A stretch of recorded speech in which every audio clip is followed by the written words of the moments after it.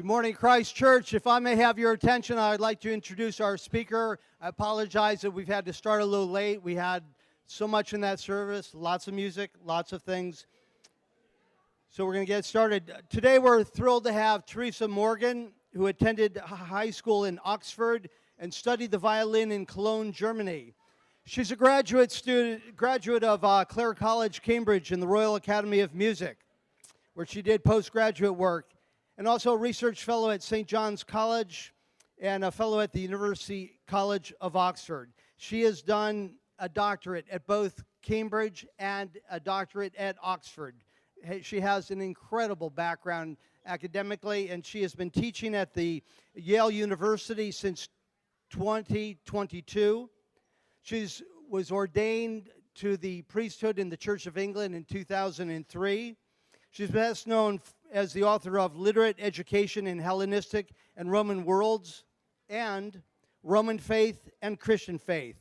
We're thrilled to have Professor Morgan with us to talk about the Nicene Creed as we celebrate the 1700th anniversary of the Creed. And for those of you who are interested, we still have some places available for the pilgrimage to the lands of early Christianity, Greece and Turkey, that will take place from April 23rd to March 4th. There are flyers in the hallway and just a few places left. We'd love to have you with us. Please help me in welcoming Professor Morgan to Christ Church.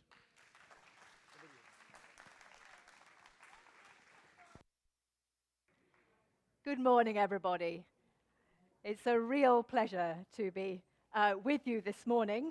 I managed to arrive from New Haven in time for the second half of the service, so it was a great pleasure and a privilege to worship with you in your very beautiful church before coming to talk to you now. So, as you've just heard, this year we are marking 1700 years since the Council of Nicaea and the creation of the Nicene Creed, which we use constantly in church and said about an hour ago. And my brief today was to talk a little bit about how the Creed came to be written, how it changed Christianity, which it did, and its ongoing legacy. Because the Council of Nicaea, technically the first Council of Nicaea, but this was the famous one, it was truly an epoch-making moment in Christian and Western history, and for more than one reason. So in the next 40 to 45 minutes or so, I want to tell you 3 short stories about politics, about theology, and about the nature of Christian faith. So, first of all, though, a little bit of background. This council was a meeting, in principle, of all the Christian bishops, chaired by the Emperor Constantine the Great. And it took place between May and July in AD 325 in the city of Nicaea, modern Iznik, in Turkey. And you may, I hope, be able to see on the map, I have marked a slightly woggly X. Nicaea is just there, which you can see. Here's Constantinople. This is Turkey. Here's Constantinople, so Nicaea is very handy for the emperor. Actually, Constantinople is not yet quite called Constantinople, not for a couple of years. At this point, it's still called Byzantium, but Constantine had just selected it as the new capital for the Roman Empire in the East, because as the Roman Empire stood at this time with a very, very wide extent, it's almost as far as northern India, Rome is a very long way west to be the capital of such a large empire. So he thought he'd have an eastern capital as well. Constantinople is where he fixed on, for all sorts of reasons we won't go into now, but we could come back to later if you like. So, Nicaea is known as the first ecumenical council, and that is from the Greek oikoumene, which means the whole inhabited world. So it means the council of the whole world, Christian world. And there had been local and regional councils or synods before. Council is the Latin word, synod is the Greek word. They mean the same thing. We use them both today. So there have been councils before, for bishops to get together and discuss matters of shared interest or debate. But Nicaea was the first to summon all the bishops, and originally the council had a few things on its agenda. It was going to congratulate the Emperor Constantine on defeating various other claimants to the throne and emerging as sole ruler of the Roman Empire. It was going to confirm various aspects of church order, like the organization of dioceses and the procedure for readmitting people who had been expelled from local churches for some reason. And it was going to discuss the date of Easter. This was already an old chestnut, because Eastern and Western churches were keeping it at different times. Eastern churches were keeping it in step with the Jewish Passover, as in the New Testament, and the Western churches were keeping it on the Roman calendar. So they weren't celebrating it at the same time. That did not get fixed. We are still not celebrating it at the same time in East and Western churches. So, in the event, none of those things got addressed at all because the meeting was completely hijacked by a dispute over the nature of Christ. So, my first story is about politics and the Emperor Constantine. Not least because in some ways this is the simplest part of the story. So Flavius Valerius Constantinus, born in about 272 in what is now Serbia in Eastern Europe, and he was born into royalty. His father Constantius was one of the 4 co-rulers of the empire at the time under the sort of high emperor Diocletian.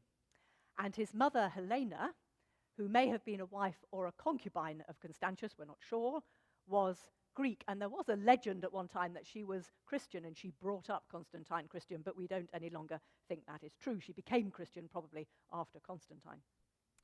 As far as we know, he was brought up a sort of regular Roman polytheist. But he grew up in Diocletian's court and he made a career in the army.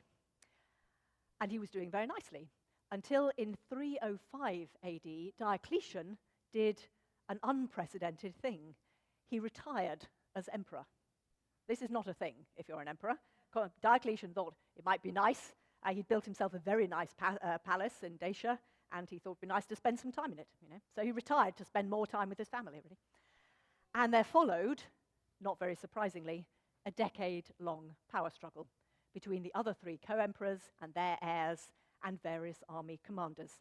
And essentially, the short story of that is that Constantine won it in 311.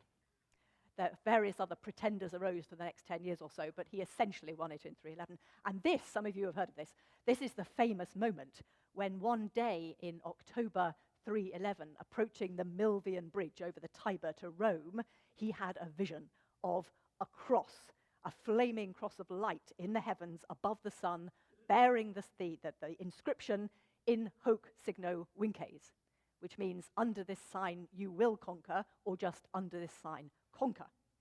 And the next night, he also had a dream in which Christ appeared to him with the same sign and told him to make an army standard with the sign on it, which he did. And the sign is described as, you'll see in a sec, I can show you now, it's described as a chai rho, which are the first 2 letters of Christos in Greek. So the chai is looks like an X to us, and the Greek rho, the letter R, looks like a P to us. And all of this is according to the church historian and bishop and big supporter of Constantine, Eusebius of Caesarea. And so you can see there 2 different early forms of the chai rho.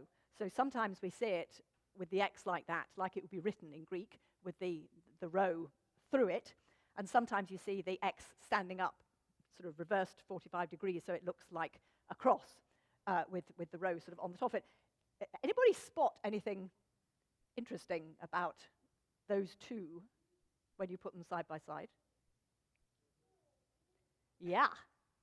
Somebody, when making the mold, that one, the one on the right is right, and that comes from a statue of Constantine.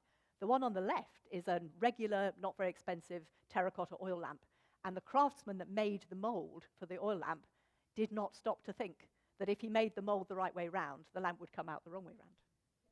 Either that, or he wasn't a Christian and he was being deliberately subversive. We can't be sure. But anyway, that's very unusual to see that the wrong way around.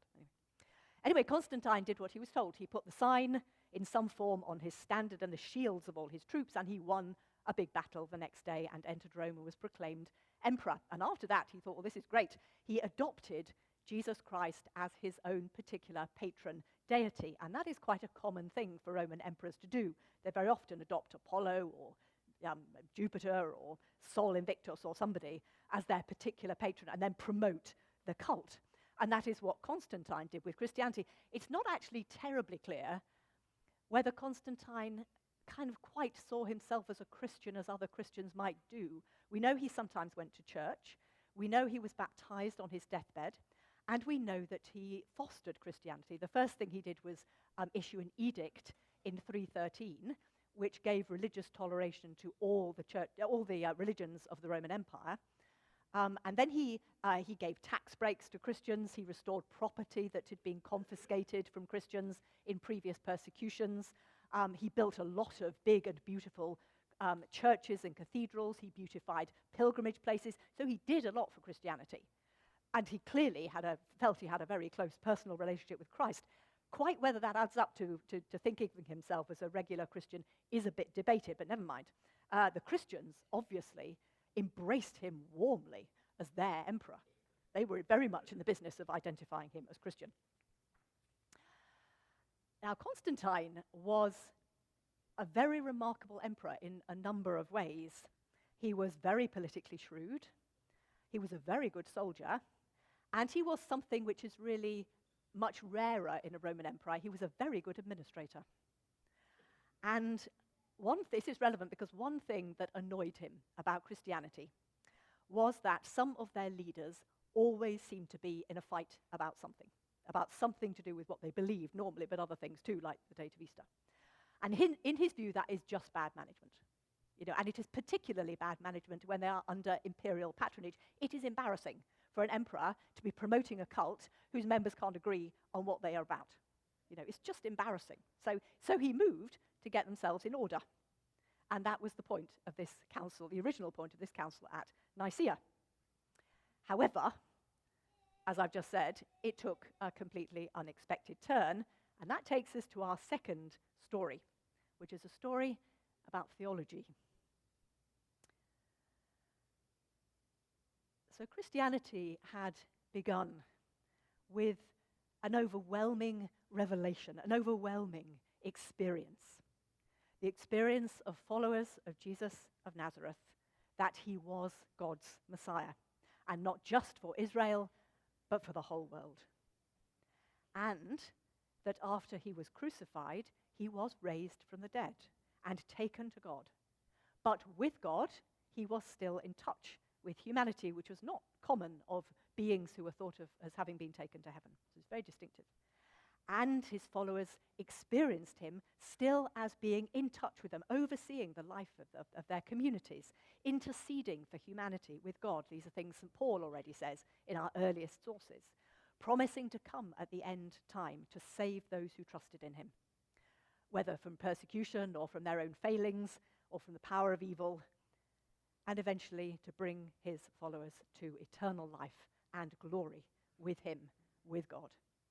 And that was an incredibly powerful experience and vision. But it raised dozens of questions. Who exactly was this person, Jesus Christ, that he could do all this, that all this could be done through him? What relation did he stand to the God of Israel and God's word and spirit say? And who exactly was or would be saved by him?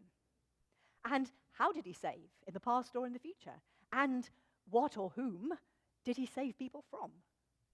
And how should his people live while they were waiting for the end time?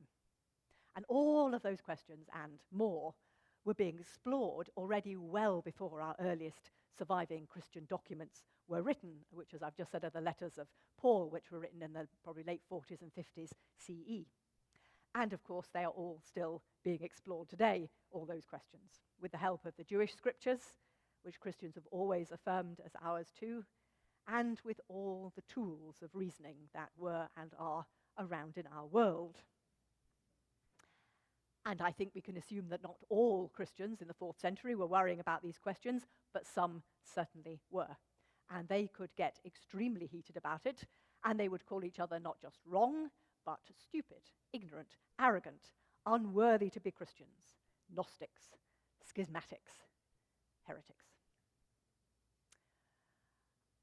It is worth mentioning, I think, that the people that we know of who asked these kinds of questions and disagreed about the answers, they were at an absolute minimum not stupid, not ignorant, and not deliberately schismatic. They all identified themselves as faithful, prayerful, sincere people who were thinking deeply about difficult and mysterious questions.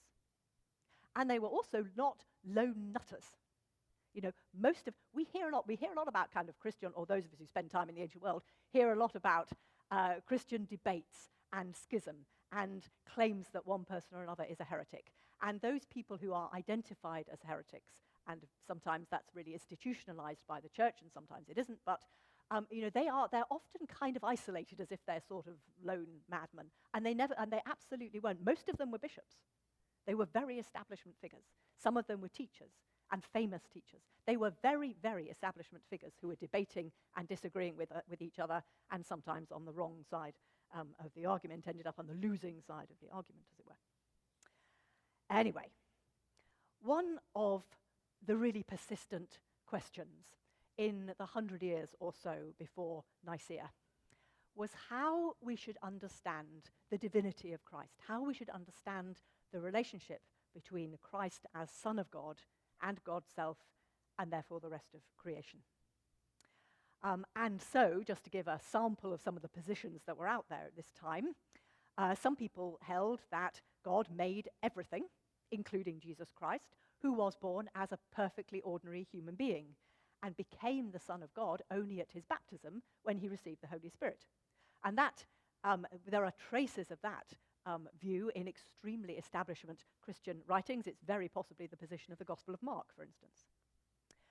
Another possibility is that God made everything through God's word and spirit, and the Spirit entered Mary to create Jesus, who from his conception was both divine and human. That is position, for instance, of Matthew and Luke.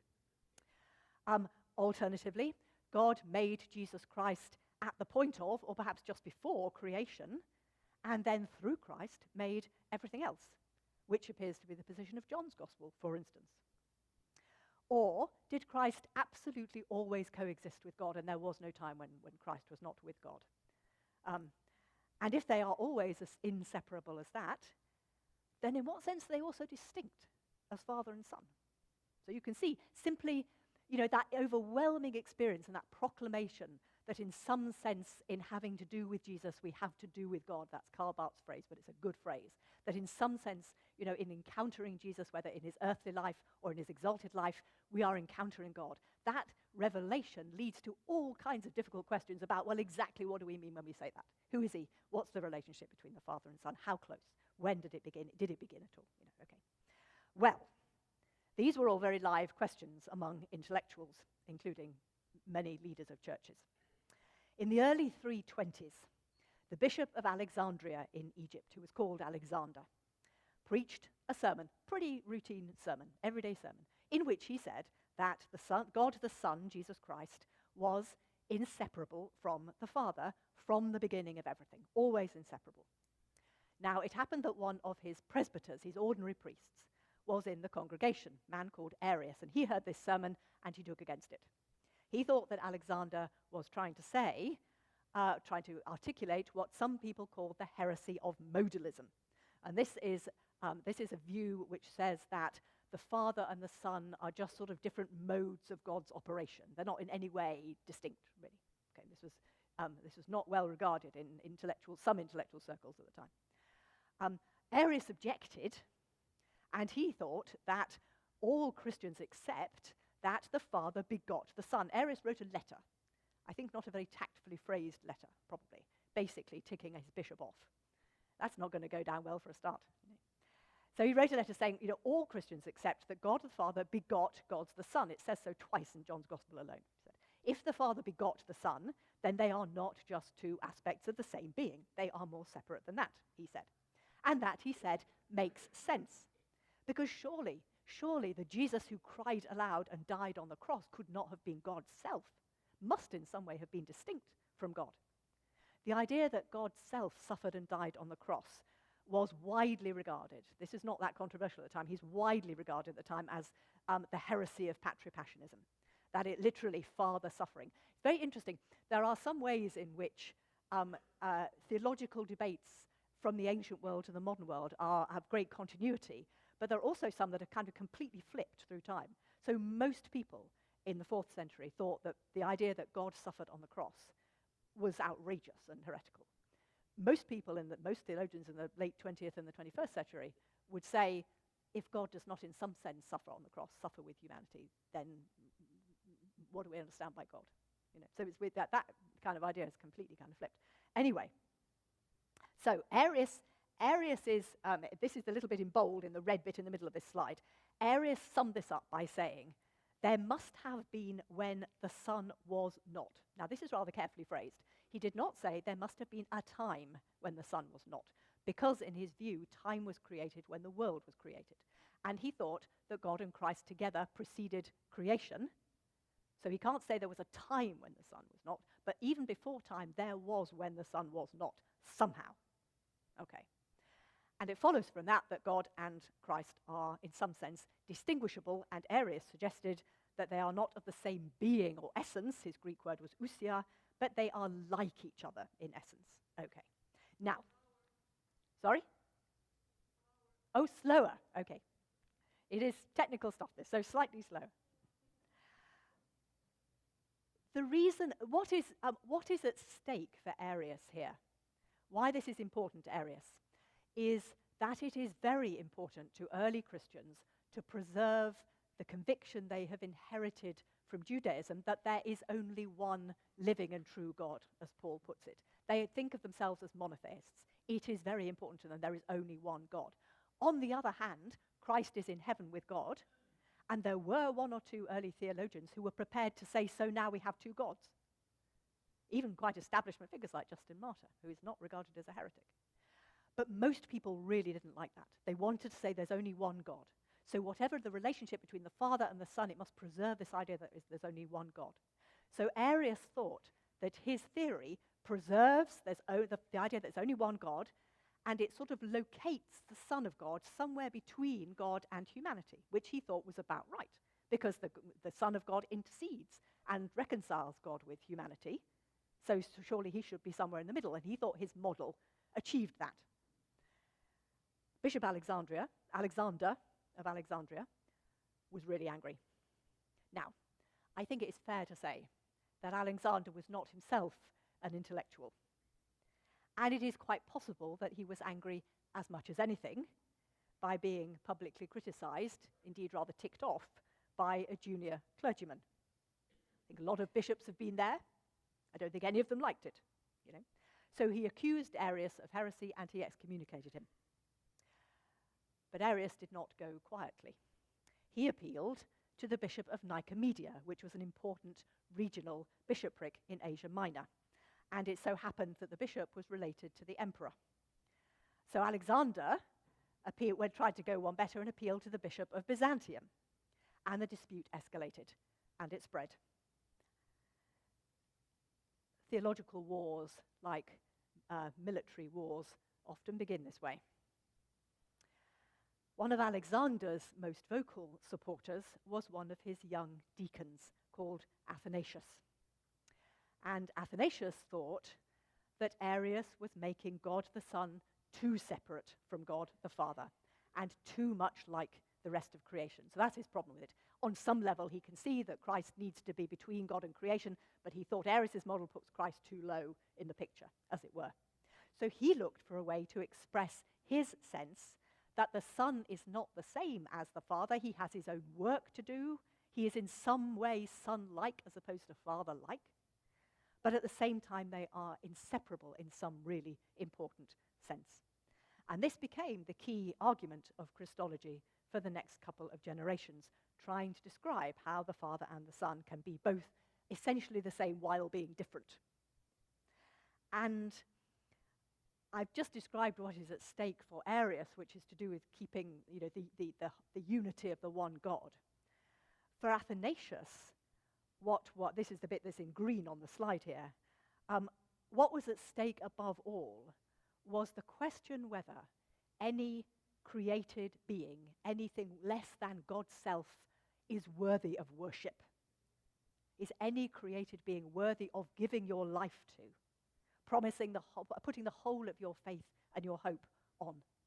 And he deeply believed that only the one God is worthy of that commitment. And that is what is really at stake for Athanasius. But he also believed what the church, all the church taught, that you can put your trust and your hope and your life in the hands of Jesus Christ as in God's hands. And that only makes sense, he says, if Christ is God. Christ is in any way separable from God, then he is not worth worshipping as God. And that is the nub of the matter for Athanasius. So you can kind of see why both of them have very principled positions. Now, most of us in everyday life probably do not spend a great deal of time worrying about this. It's a mystery. With any luck, we'll know at the end time. Before then, frankly, probably not, you know. On the other hand, you can see how it does, the issue, the claim, does in fact underpin everything we affirm as Christians in the Trinitarian tradition.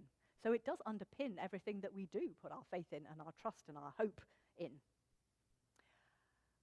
Anyway, when Constantine first heard about this row developing between Alexander and Arius, he wasn't a theologian. I think he didn't really get it at all. He wrote them both and told them to stop it. Neither of them had any intention of stopping it. They went on writing letters. Other bishops and teachers got involved. More and more parts of the empire got involved. So Constantine sent a mediator, Bishop Hosius of Cordoba in Spain, who was close to the emperor, but unfortunately the emperor had not checked what Hosius's own position was, and Hosius was in fact a strong supporter of Athanasius, so what he did was to fan the flames. Eventually, Constantine decided this had better be sorted out. So we've got an upcoming council at Nicaea, we'll deal with it there. Fine. And now our first and our second stories come together at the council itself. So, at least 220 bishops attended Nicaea, most of them from the east, actually, but a few from the west. And among other things, this was the first time that a council of bishops had had all their expenses paid for. Very nice. Sanctified, ancient forerunner of the modern academic conference. The emperor paid for the whole lot, so they all brought loads of people with them. Also, as a government-sponsored event, Nicaea was the first council where minutes were taken in the Roman style, and they form the basis of the accounts that we have, so we have probably a relatively good account of what happened. Constantine took the chair, naturally, and he said, deal with this. I don't expect agreement on all the details. Work out a broad outline, get agreement on that, and move on. Excuse me. But, as you might expect, the room was split. At least 20 bishops were really strong supporters of Arius. Quite a lot of them didn't really know what they thought. Some of them thought quite other things that both Arius and Athanasius would have disliked. Excuse me. Some of them were supporters of Athanasius, so there were real splits in the room. The argument went to and fro. Tempers rose. Somebody punched Arius on the nose, allegedly. Eventually, after about 3 months of to and fro, a gradual consensus began to coalesce, more or less, around Bishop Alexander, on the basis that Arius's view was too subordinationist. It put Christ too low in the picture. It is possible that this coalition coalesced also on the basis that a room full of bishops did not want to vote for a priest who had got into a fight with his bishop. It's probably also a factor. But anyway, eventually, thank you, all but 2 bishops were either convinced or pressurized or frankly bullied into signing an agreement that the Son was of the same substance with the Father and not the first being from the Father. And they hammered out some wording to say that the Son was not created and not made out of nothing, like the rest of creation probably, but in some unspecified way was begotten out of the ousia, the substance or essence or being of the Father, and was therefore of the same ousia, of the Father. And the word they used to describe this was homoousios, which means same substance or same being. And that is the word that appears in red in the middle of the creed, and the word which we still associate above all with the Council of Nicaea, the homoousios. Oddly enough, that word homoousios itself we don't owe to any of the churchmen present. Somebody, possibly Alexander, mentioned it in passing at some point, and Constantine seized on it and said, well, that sounds like the kind of thing we're talking about, put that in. And he was the emperor, so they went, okay, fine, put it in. So that's why that's there. It's not anybody's word in particular. Amazingly, Athanasius spent the rest of his very long life writing in defense of the Nicene Creed. And in all the very voluminous writings that survive, the word homoousios only appears in Athanasius' writings, the great supporter of the Creed, 3 times. So as a word, it's not a big deal to anybody. But Constantine thought it sounded right, so that's why it's there. So the bishops drafted an official statement of what they had agreed, and they did this by borrowing an existing baptismal statement of faith. So before this, all the creeds or proto-creeds that were in circulation, and there were quite a lot of them, because churches tended to devise their own more or less on a sort of rough model. All the creeds in existence were baptismal affirmations. They were what you signed up to at your baptism. They weren't used, for instance, in a Eucharist.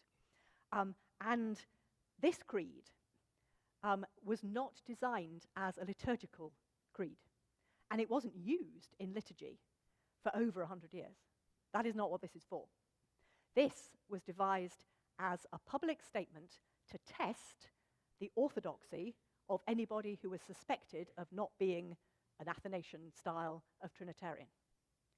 So this is the first tool that was ever created by Christians to test orthodoxy as such.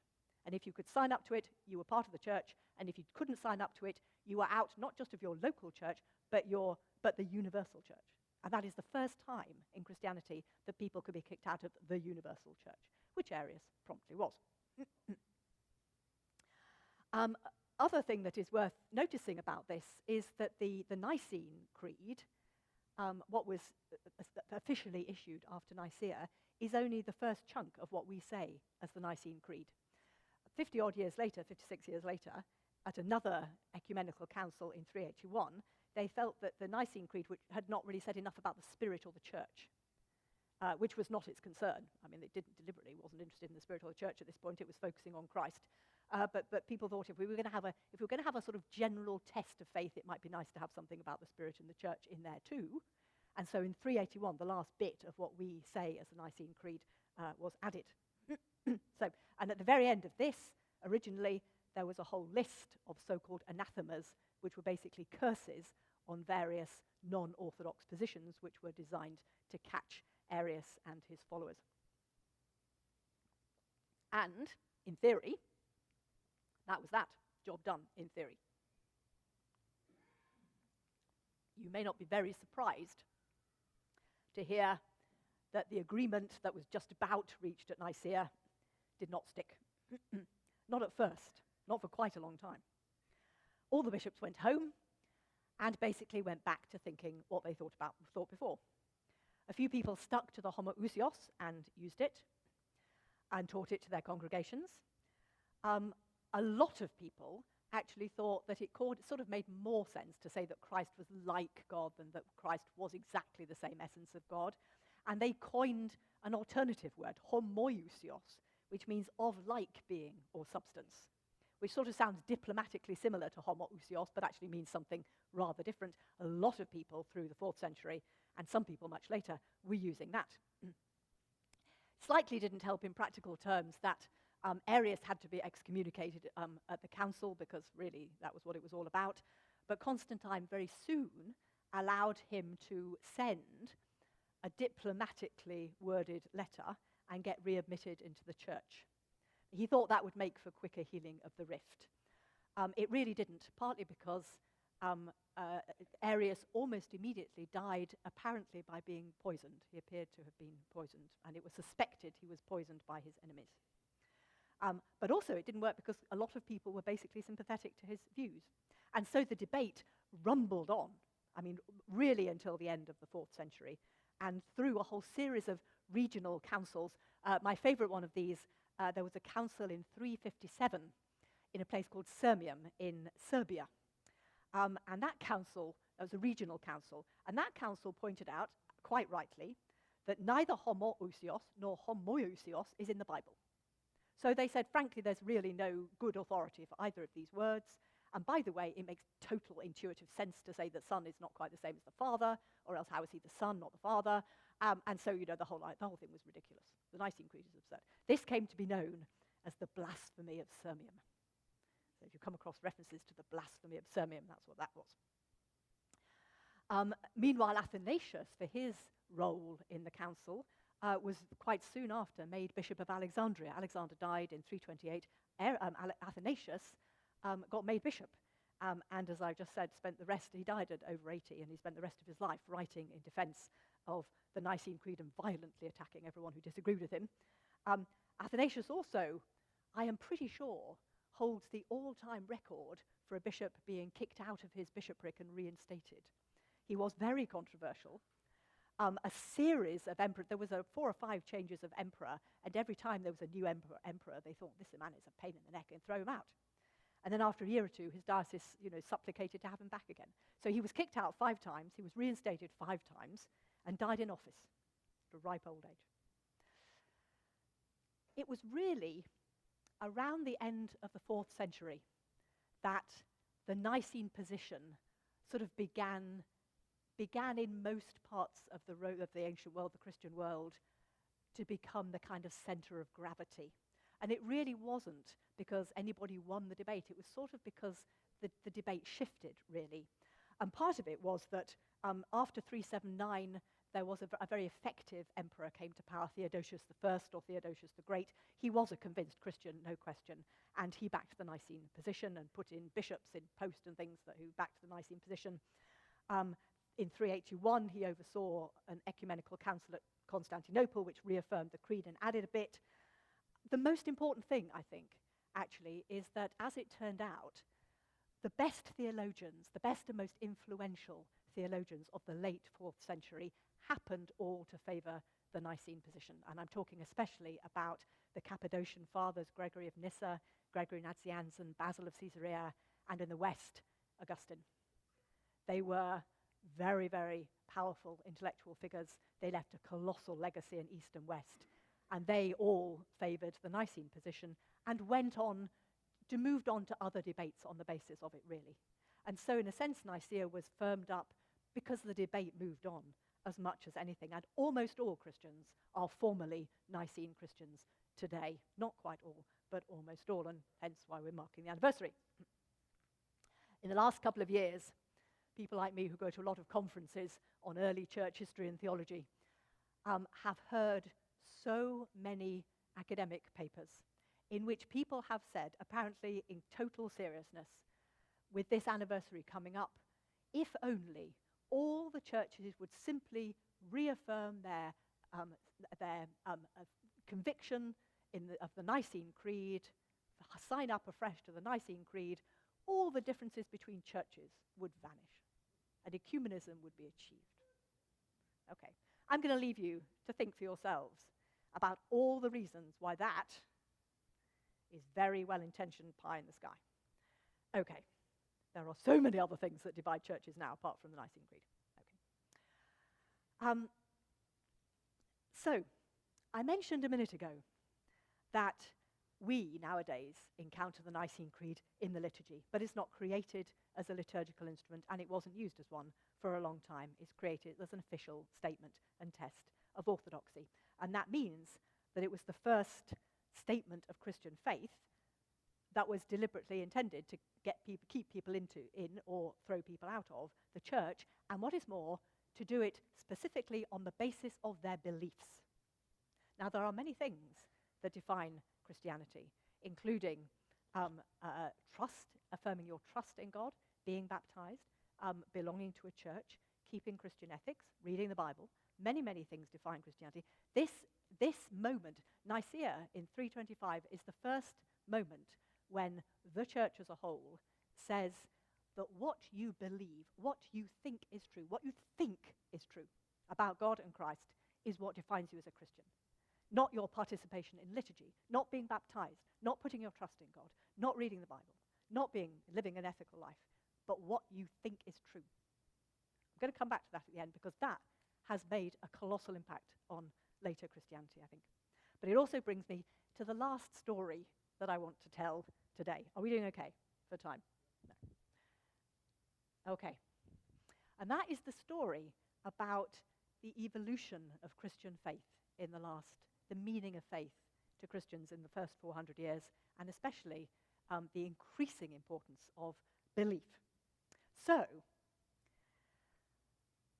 faith, as we understand it now, is a very rich and complex thing indeed, and it includes beliefs that certain things are true, claims to knowledge of the divine, personal or propositional knowledge, fideism, the leap of faith, mysticism, the eye of faith, trust in God, the content of doctrine in general, a set of sacraments, obedience to a church and the church and church authorities, practices like prayer and worship, and good works, ethical living.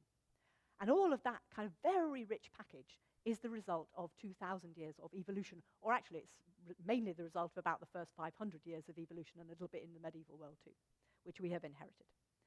But at the very beginnings of Christianity, what people thought of as faith is a bit simpler, and its center of gravity is not quite where it is now. So in the languages of the first languages of very early Christianity, which were mainly Aramaic and Greek and Latin, the terms that we now translate faith or belief are pistis in Greek, fides in Latin, probably more familiar to many people, and hamainutha in Aramaic, related to Hebrew, emunah. And I'm going to talk just for a few minutes about Greek and Latin, because those are the languages of our earliest written sources. And so both Greek pistis and Latin fides have a very wide range of meanings, but they center on relational trust, trustworthiness, faithfulness, good faith, entrustedness, and also loyalty and a pledge or a guarantee, and a legal trust, and a rhetorical proof, and also sometimes, but actually not very often, belief. And as you would expect, all of those are very common concepts in everyday life in the ancient Mediterranean and Near Eastern worlds. It is one of the very remarkable things about Christianity, which we can't really go into now, but it is an amazing thing about Christianity, that it adopts this term, pistis or fides, which is in common use everywhere, and makes it into a much more kind of specialized and Christian-specific context and kind of enriches it in this very specialized way. So that's an interesting thing in its own right.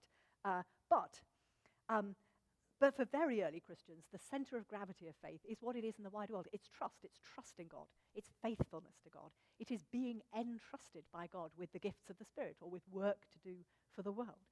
Paul talks about being entrusted by God with preaching the gospel. Now, belief that certain things are true is, of course, very much there and very much fundamental from the beginning. Really classic example at the beginning of 1 Corinthians 15. This is where Paul says, I want you, Corinthians, to understand the good news that I proclaimed to you, which you in turn received, which is that I handed on to you of first importance what I received, that Christ died for our sins in accordance with the scriptures, that he was buried, that he was raised, that he appeared to Cephas and everybody else and eventually me. So we proclaim, so we preach, and so you believed. And the verb there is pistuein, but in the sense of this is a relationship they have with a whole lot of specific content. So I think there's no doubt at all that Paul is talking about their fundamental beliefs. But the difference between belief and trust is that you believe certain things about Christ and God, and that leads you to make a relational commitment of trust, which is also pistis, but in the relational sense. So you believe things, and that makes you trust in God. Put your trust in God and be faithful, live faithfully to God and Christ, and accept your entrustedness with gifts from God and Christ. So the belief is the foundation for the trust, really. And I think that is maybe, when you think about the ancient world, that is maybe a bit more sort of intuitive than it sounds, because we are very used to thinking in terms of belief in modern Christianity. But if you think In the ancient world, most people are polytheists, and they believe that hundreds, if not thousands, of gods and spirits and nameless entities exist. They don't, by any means, worship them all, because some of them are gods of other cities, or other farmland, or a god that simply does something that you don't need right now, like healing, you know. So they believe that any number of gods exist, but they only worship, they only trust a certain number of them. So there's a difference between belief and trust, kind of whole life trust commitment. Similarly for Jews, I mean, Jews can believe that Abraham and Enoch were taken up to heaven to be with God, that Elijah is in heaven and will return to announce the Messiah, but they don't worship any of those beings. So there's a difference between believing certain things are true, both for Jews and for Gentiles, and worship.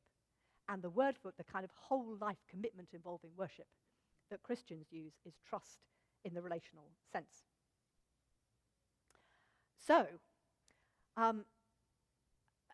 another place where we can see the sort of rather specific role of belief in early churches is a very interesting and perhaps unexpected fact that probably until around the end of the 2nd century, you couldn't be kicked out of your local church, let alone the universal church, but not even your local church, for disagreeing with your neighbors about what you believed. Now, you could get thrown out for idolatry, for going to the Gentile temples. You could get thrown out for immorality. You could get thrown out for fomenting discord or stealing money. There were things you could get you thrown out of a very early church. But believing what your neighbors didn't believe was not one of them. The first person that we hear about, and this is probably already a bit anachronistic, the first person we hear about getting kicked out of a local church for believing the wrong thing is a man called Marcion of Sinope, who was kicked out of his church in Rome in 144. Now, he did believe some things that were very controversial, Marcion. He did also apparently embezzle money from the church. It is not totally clear that he was kicked out for the wrong beliefs, not for embezzlement. What we do know is that Tertullian, writing at the end of the 2nd century, wants us to think that Marcion was kicked out for believing the wrong thing. And people who work on this period suspect that actually what that's telling us is that it's at the end of the 2nd century. It's in Tertullian's day, really, rather than Marcion's, that you can begin to be kicked out of a church for believing the wrong thing. I'm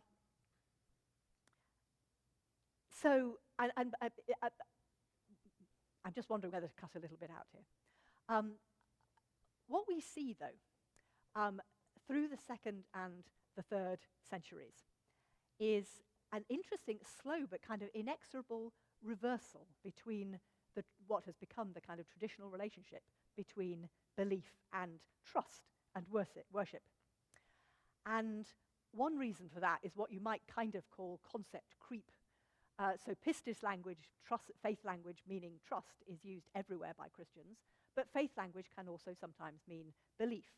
And so increasingly Christians came to use pistis and fides language of belief as well as trust, and then whether you're talking about, in any given context, whether you're talking about the importance of trusting in God or the importance of believing in God becomes a little bit kind of less clear, and the two things kind of come into greater parity. The other reason why belief becomes more important is because some of the most serious theologians of early churches were heavily influenced by Platonism, by the Greek school of Platonism. And it just happened that unusually Plato and his followers did use pistis language to refer to belief rather than in the more mainstream way of trust. And so some early Christian philosophers who were influenced by Plato and his followers picked up this use of pistis language to mean belief. And the way they were interested in belief, as contemporary Platonists were, as a stage on the road to knowledge. Now, for Platonists, the great thing is not believing the right thing, but actually knowing the right thing about the divine. And a whole series of Christian theologians began to think the same thing. And I'm thinking of some sort of famous names from this period: Justin Martyr, Athenagoras of Athens, Clement of Alexandria, and then Origen of Alexandria, who died in the mid-3rd century. So that's a succession of some of the most influential names in early Christian theology. They were all Platonists, and they were all interested in a kind of ascent from believing the right thing to eventually knowing God. And I've given you just one example here from Clement of Alexandria, who did more than anything to kind of cement this idea. So Clement is aware that Christians up to his day have thought fundamentally about pistis as trusting God. The really important thing is trusting God, faithfulness to God and to Christ. And he says that is fine. Everybody can trust in God. You don't have to be smart. You don't have to have an education. Everybody can trust in God and be saved by that means. He's very clear. Everybody has to have a route to being saved as a Christian, and trust is it. However, if you are more like Clement himself, if you are clever and educated and sophisticated, then trust is only the starting point. And so you start off by putting your trust in God and Christ, and along with that go certain beliefs, as we saw Paul saying. But what you do if you're a Platonist is you start scrutinizing those beliefs and firming them up and understanding the reasons why you hold those beliefs. And from there, you develop higher and more sophisticated beliefs. And you kind of climb a ladder of ever more sophisticated belief until you reach what for Clement is really the best thing, which is knowledge of God. And so by the time this series of Platonist Christian theologians have finished their work, as it were, by the mid-3rd century, that idea that you believe certain things and they lead you to put your trust in God and Christ has been flipped around. And Christians start thinking that you start out by putting your trust in God and Christ, and then you develop beliefs on the basis of that. And then if you're really smart, you develop knowledge of God on the basis of that. So by the time we get to Nicaea, to get back to Nicaea, that idea that it's really trust and faithfulness and entrustedness that are central to Christian faith has been, in some circles, very much superseded by the idea that trust is the kind of baseline thing, but what you're really going for is various levels of belief. Belief is the really important thing, and that actually, if you're very sophisticated, knowledge is even better than belief. And that is the kind of intellectual framework that made it possible for Arius and Alexander to get into a huge row about their beliefs about Christ, and for everybody else to think that was really important. So we've now got to the point where at the Council of Nicaea, we have the Emperor Constantine, very keen on Christianity, but extremely irritated by Christians falling out in public. We have a bunch of Christian bishops and intellectuals falling out in a big way in public over the exact nature of Christ in relation to God. And we have a steadily sort of changing understanding of Christian faith, from the idea that you believe things, but what's really important is putting your trust in God, to the idea that you start by trusting, but what's really important then is that you believe the right thing. And all of that made it possible for the Council of Nicaea to say, what we have to do here is create a statement about our beliefs, and that is what will determine whether somebody belongs to the church or not. So to go back to what I said a few minutes ago, this is the first moment when belief becomes absolutely decisive for membership of the Christian church as a whole. I think that said, I think we should acknowledge that, as it were, the ordinary Christian in the pew, the ones who, all the people who are not theologians and not extremely sophisticated thinkers, have always gone on thinking that trust in God and faithfulness to God and Christ and even being entrusted with gifts are important. I think most people would say trust is important. But the idea that trust is important has really fallen out of Christian theology, and it's only in about, really in the last few years, that various people, including me, have been trying to recover this very early Christian idea that trust is centrally important, which is really the biblical vision and the early Christian vision, that trust is incredibly important. Not that belief is not important, but that trust is really foundational for Christian identity. And so the American theologian Reinhold Niebuhr was somebody who began to think about this. There is an Italian theologian called Pierangelo Sequeri who writes about this now in his 90s. I've been writing about it for about the last 15 years now, and the idea is undoubtedly growing in popularity at the moment. So I hope that this is a positive thing, really. Belief goes on being important, of course it does, but other things can also be the essence of our faith. trust. And I don't know. I don't know whether you ever worry very much about the Nicene Creed when you say it, but but I have a lot of. I mean, I do.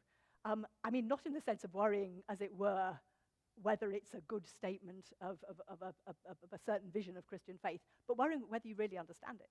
But I have had a lot of parishioners over the years who at some point have come to me and said, I know this creed, I know there's a story behind it, I know it's complicated, I know there's some kind of technical things going on, I don't really understand what they are.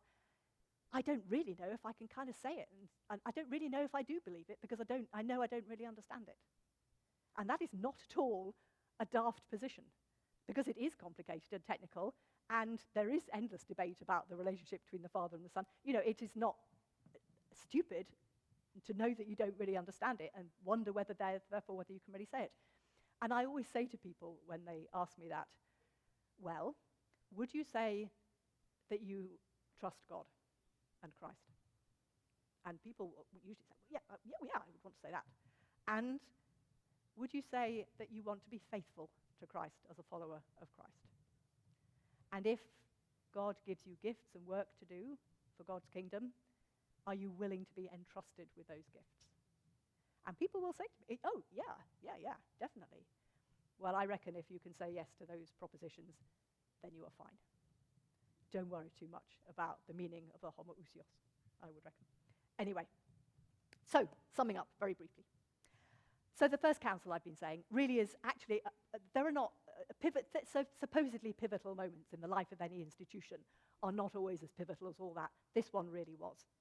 It established the principle that the powers of worldly government, emperors and kings and, dare we say, presidents and political systems, can and may be authorized by God to steer the church and the faith and Christian theology.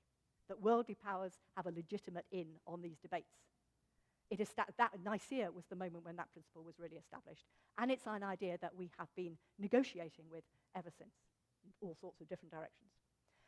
And eventually, over a couple of generations, Nicaea set the direction of Christian theology for all the Trinitarian traditions on the basis that Christ is fully God and inseparable from God. And we still live within that legacy today.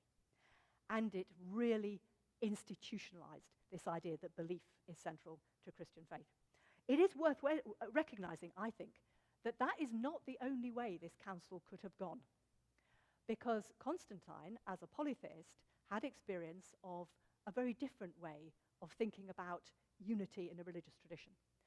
And both polytheism and Judaism actually share a very different view of what constitutes unity in a religious tradition, which is that you pray together, you worship together, you study, whether it's your religious images or your scriptures or whatever, but you study together. You eat together. You share ethical systems, and all of those things keep you together as a tradition. And then there will always be a few philosophers or intellectuals on the sidelines fighting about the technicalities. But you know, that's a separate thing. That is not what holds you together or forces you apart. Constantine could have said at Nicaea, I expect unity from the people I am patronizing. You will worship together, you will break bread together, you will pray together, you will keep the same ethics, you will go to church, and if you want to fight about the ideas, you do that in your own time.